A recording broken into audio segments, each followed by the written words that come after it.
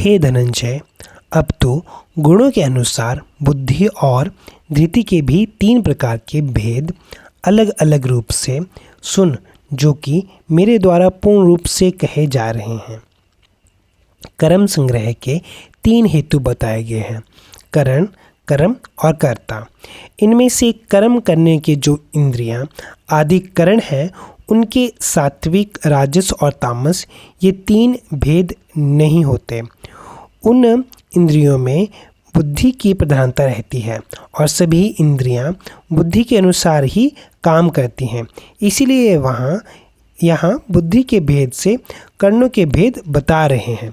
बुद्धि के निश्चय की विचार को दृढ़ता से ठीक तरह से रखने वाली और अपने लक्ष्य से विचलित ना होने देने वाली धारण शक्ति का नाम धृति है।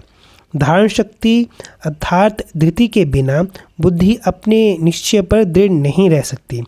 इसीलिए बुद्धि के साथ ही साथ धृति के भी 3 भेद बताने आवश्यक हो गए हैं। मनुष्य जो कुछ भी करता है बुद्धिपूर्वक ही करता है, अर्थात ठीक सोच समझकर ही किसी कार्य में प्रवृत्त होता है। उस कार्य में प्रवृत्त होने पर भी उसको धैर्य की बड़ी भारी आवश्यकता होती है। उसकी बुद्धि में विचार शक्ति तेज है और उसे धारण करने वाली शक्ति धृति श्रेष्ठ है, जो उसकी बुद्धि अपने निश्चित किए हुए लक्ष्य से विचलित नहीं होती। जब बुद्धि अपने लक्ष्य पर दृढ़ रहती है तब मनुष्य का कार्य सिद्ध हो जाता है। अभी साधकों के लिए कर्म प्रेरक और कर्म संग्रह का जो प्रकरण चला है, उसमें ज्ञान, कर्म और कर्ता की ही खास आवश्यकता है। ऐसे ही साधक अपनी साधना में दृढ़ता पूर्वक लगा रहे, इसके लिए बुद्धि और धृति के भेद को जानने की विशेष आवश्यकता है, क्योंकि उनके भेद को ठीक जानकर ही वह संसार से ऊंचा उठ सकता है। किस प्रकार की बुद्धि और धृति को धारण करके साधक संसार से ऊंचा उठ सकता है और किस प्रकार की बुद्धि और धृति के रहने से उसे ऊंचा उठने में बाधा लग सकती है, ये जानना साधक के लिए बहुत ज़रूरी है।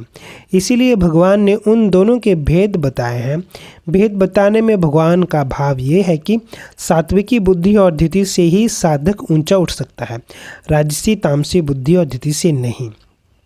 जब पांडवों ने राजसूय यज्ञ किया था, तब अर्जुन उनके राजाओं को जीतकर बहुत सा धन लेकर आए थे।